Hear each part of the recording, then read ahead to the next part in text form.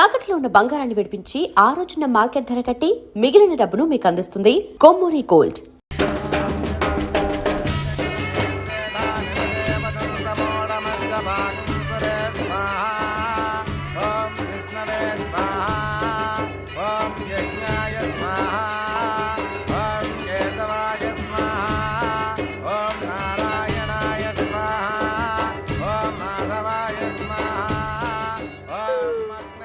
ఎందుకే అలా ఉన్నావు?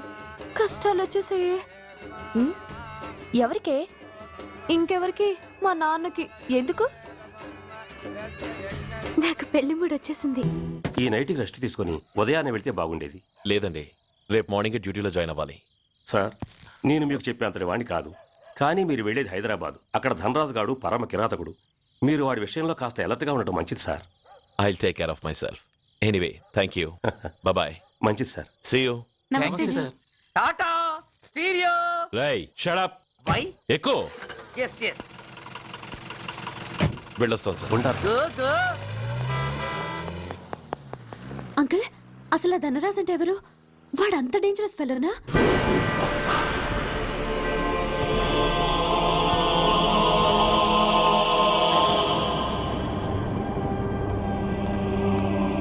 అన్నా, నా అన్నా,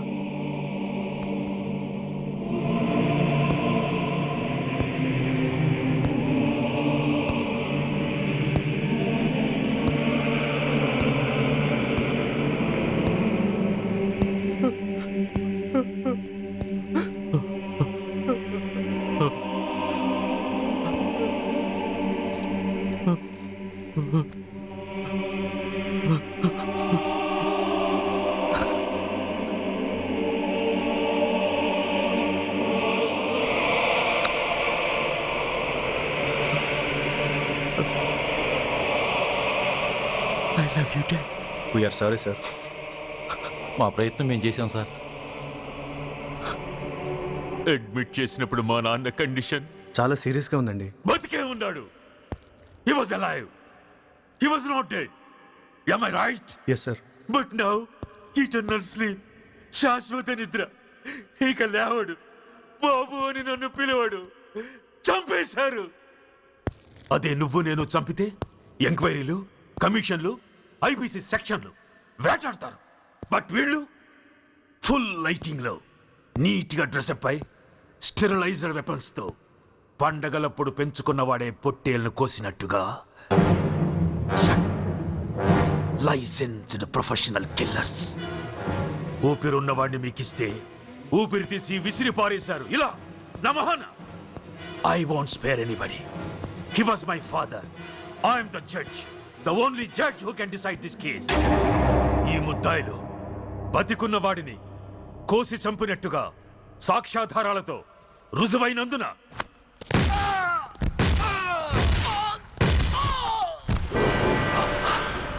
మరణ శిక్ష విధించడమైనది. This is my judgment. You know, my father was a great man. Just 300 రూపాయలతో హైదరాబాద్ వచ్చి 300 కోట్లకు అధిపతి అయ్యాడు. ఐపీసీలో 511 సెక్షన్లు ఉంటే ఆయన మాకు 512వ సెక్షన్ నుండి నేర్పించాడు. He was really great. Control చేసుకోవచ్చు సార్. దేవుడు లాంటి మనిషి. ఆ దేవుడిలోనే ఐక్యమైపోయాడు. మహానుభావుడు. అవును, మహానుభావుడు. ఆ మహానుభావుడు ఆత్మశాంతికి మనం 2 నిమిషాలు మౌనం పాటిద్దాం.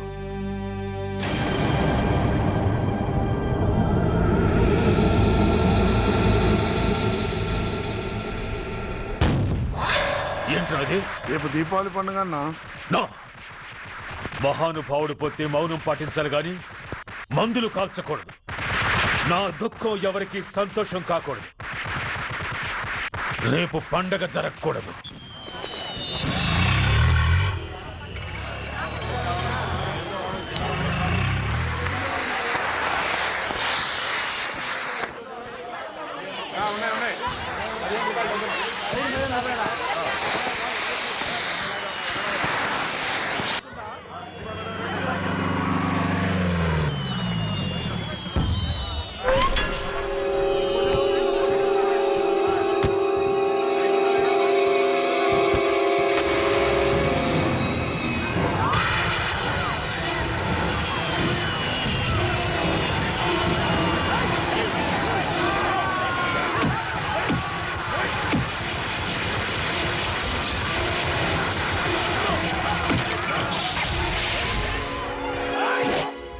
ఏం కొంపలు మునిగిపోయాయని ఫైరింగ్ ఆర్డర్స్ ఇవ్వమంటావయ్యా?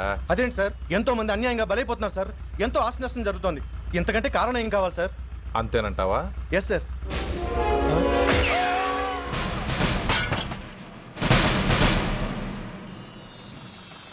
ఎంతమంది మామూలు జనం చస్తే ఒక ఎస్ఐ చావుకు సమానం అవుతుంది. ఇప్పుడు పెట్టొచ్చు కర్ఫ్యూ. బషీర్బాగ్ ఏరియాలో గత రాత్రి జరిగిన గొడవల్లో ఒక ఎస్ఐతో పాటు 20 మంది మరణించారు. కొన్ని వందల మంది గాయపడ్డారు. ఆస్తి నష్టం ₹1 కోటి వరకు ఉండొచ్చని అంచనా.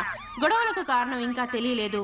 ముందు జాగ్రత్త చర్యగా దీపావళి పండుగ నాడు బషీర్బాగ్ ఏరియా మొత్తం కర్ఫ్యూ విధించడమైనది.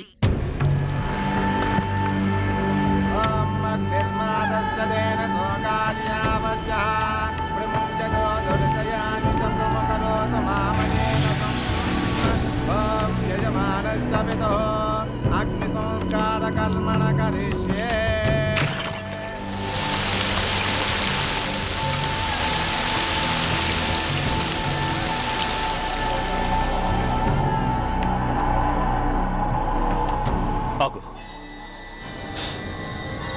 పెట్రోల్.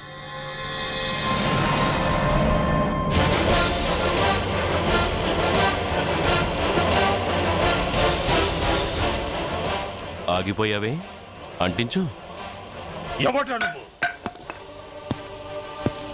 కాలికి బూటు, ఒంటికి కాకి, నడుముకి బెల్టు, నెత్తిన సింహాలతో రొమ్ము విరుచుకు నిలబడేవాడెవడో తెలీదా? పోలీస్. శవాన్ని తగలబెట్టాల్సింది ఊరి చివరనున్న శ్మశానంలో కానీ ఊరి మధ్యన కాదు. ఆయన ఎవరో తెలుసా మాట్లాడుతున్నావా? తెలుసురా, ఓ గూండా, ఓ స్మగ్లర్, ఒకప్పుడు మత కల్లోలాలు సృష్టించి ఈ సిటీని శ్మశానంగా మార్చిన నంబర్ 1 క్రిమినల్. ఓయ్ ఆపరా. ఇలాంటి ఉడతరపులకి భయపడేవాణ్ణే అయితే అసలు మీ ముందుకు వచ్చుండేవాణ్ణే కాదు. కాకి బట్టలు కట్టి నీ ఇంట్లో పాకీ పని చేసే మా డిపార్ట్మెంట్ వాళ్ళ కోవలో నన్ను కలపకు. ఐఎమ్ ఏసీపీ సూర్య. ఈ 3 సింహాల వెనుకున్న 4వ సింహాన్ని. మైండెడ్. అయినా ఎవడ్రా వీడు? స్వతంత్ర సమరయోధుడా లేక తామరపత్రం అందుకున్న దేశభక్తుడా ఊరి మధ్యన తగలబెట్టడానికి? పాకిస్తాన్తో పోరాడి గుళ్లకు గుండెలిచ్చిన వీరులే కన్నవాళ్ల కట్టుకున్న వాళ్ల చూపులు కూడా దక్కకుండా మంచుకొండలో మిగిలిపోయి ఉమ్మడి సంస్కారాల్లో పోయారా? వాళ్ళకన్నా గొప్పవాడా నీ బాబు? గుండె మీద కాల్పించుకుని జాతికి ప్రాణాలిచ్చిన గాంధీ మహాత్ముని కూడా ఊరి చివరే సంస్కరించారా? ఆఖరికి ఈ హైదరాబాద్ని కట్టించిన హైదర్ని కూడా ఊరి చివరే ఖననం చేశారా? చూడు, చచ్చినవాడు ఎలాంటి వాడైనా శవాన్ని గౌరవించడం సంస్కారం కాబట్టి చెప్తున్నాను. వెంటనే ఈ శవాన్ని ఇక్కడి నుంచి తీసేయండి. సరిగ్గా మీకు 2 నిమిషాలు టైం ఇస్తున్నాను. తీయకపోతే అందులో అనాథ ప్రేతంలా వెళ్లి ఎలక్ట్రిక్ క్రిమేషన్లో బూడిదైపోతాడు. గంగలో కలపడానికి అస్థికలు కూడా మిగలవు. రాయ్! Come on, shoot! ఆగిపోయావే? నాకు చావంటే భయం లేదురా. నీ అబ్బ మీద నీకు ప్రేమ ఉంటే, నిజంగా నువ్వు వాడికే పుట్టుంటే షూట్ చేయి. వాడితో పాటు అందరం పోదాం. కమాన్, నువ్వు షూట్ చేస్తావా, నన్ను వెలిగించమంటావా?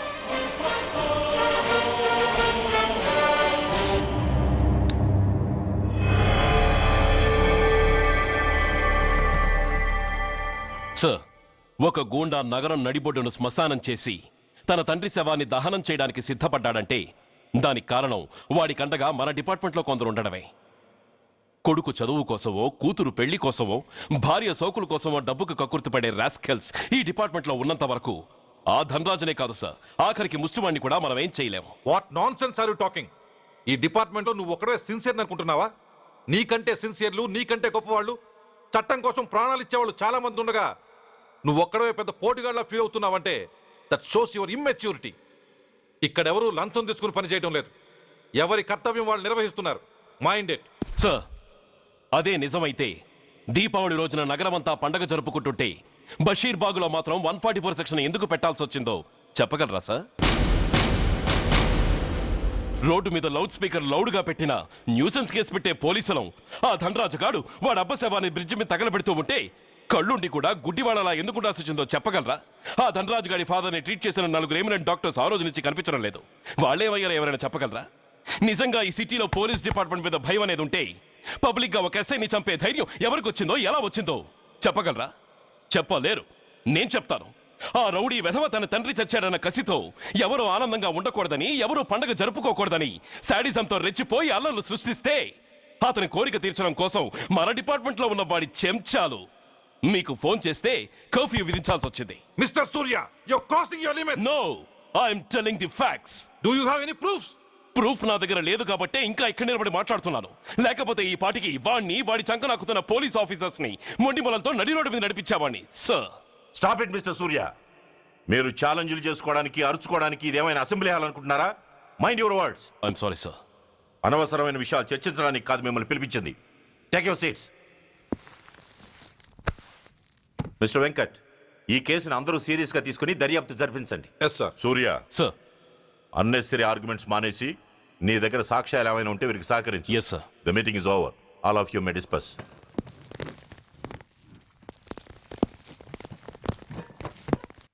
సూర్య, సార్. 1 minute. మిస్టర్ సూర్య, నీ ఫైల్ చూశాను. సర్వీసు 4 ఏళ్ళు, ట్రాన్స్ఫర్లు 16. That shows your sincerity. కాకపోతే నీకు కొంచెం ఆవేశం ఎక్కువ. మన ఆవేశం శత్రువు అలర్ట్ అవ్వడానికి అవకాశం ఇస్తుంది. కాబట్టి దాన్ని తగ్గించుకొని ఆలోచించిన నిర్ణయాలు తీసుకో. ఎస్ సార్. నువ్వు ఈ సిటీలోకి ఎంటర్ కాగానే ఢీకొంది కారునో బస్సునో కాదు, ధనరాజుని. వాడు సామాన్యుడు కాడు. నిన్ను చంపడానికి తప్పకుండా ట్రై చేస్తాడు.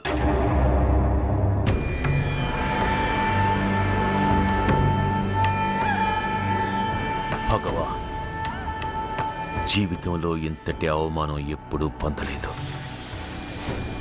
ఇదే మొదటిసారి, ఆఖరిసారి కూడా కావాలి. క్షమించండి సార్. రాత్రి నేను అక్కడ ఉండుంటే ఇలా జరుగుండేది కాదు. షబీర్ అన్నా అన్నా ఒక్కసారి ఆలోచన.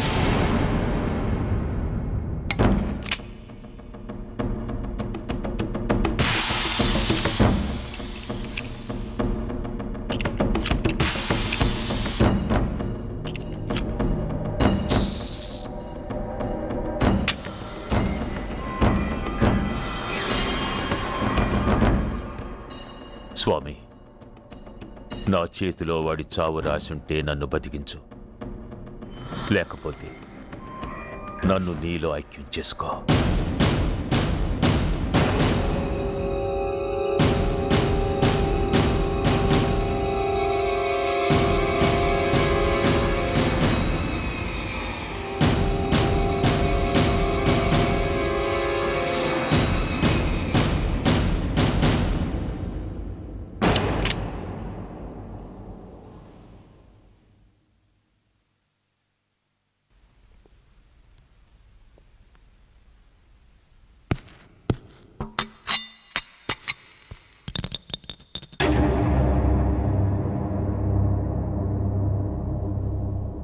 ఏంట్రా అవి? అన్నా నన్ను క్షమించన్నా. ఒరిజినల్ బుల్లెట్లు తీసేసి నకిలీ పెట్టానన్నా. నేనయ్యా పోయాడు, ఈరోజు నువ్వు కూడా పోతే మాకెవరన్నా దిక్కు. అందుకే అలా చేశాను. నన్ను క్షమించన్నా, నన్ను క్షమించన్నా అన్నా అన్నా అన్నా అన్నా అన్నా. పైకి లేవరా.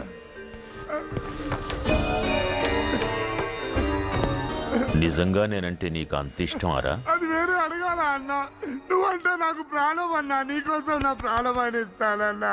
నువ్వు నాకు నచ్చావురా. గలే లజ్జ.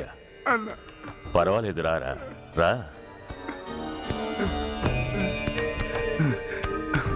అన్నా అన్నా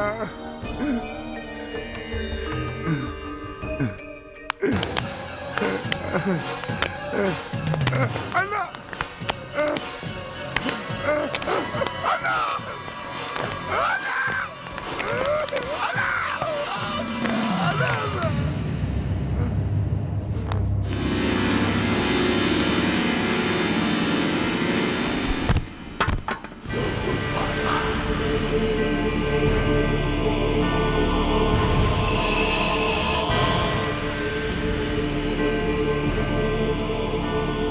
సారీ రా షబీర్, నీ మమకారమే నిన్ను మర్డర్ చేసింది. ప్రాణం కన్నా మాటకే విలువిచ్చే చోట బాసు మాట కన్నా ప్రాణాలకే విలువిచ్చావు, ప్రాణాలు పోగొట్టుకున్నావు. ఎనీవే, నన్ను బతికించి ఆ పోలీసోడికి చావిచ్చావు. థ్యాంక్స్.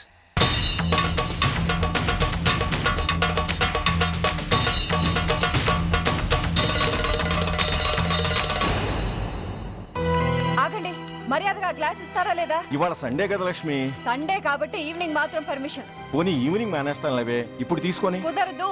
అబ్బా నీ నసాపవే. ఏ లక్ష్మి, ఎవరు వస్తున్నారో చూడు.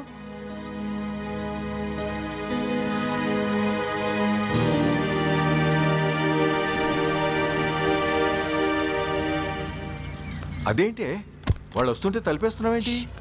మీరుండండి. అమ్మా చెయ్యి ఖాళీ లేదు, పైకి వెళ్ళండి. మేము అడుక్కునే వాళ్ళం కాదమ్మా, అయిన వాళ్ళం. పండగ పూట వచ్చేవాళ్ళు అయిన వాళ్ళు అవుతారు కానీ పండగ మర్నాడు వచ్చేవాళ్ళు కాదు. అయినా మాకు అయిన వాళ్ళు ఎవరు లేరు.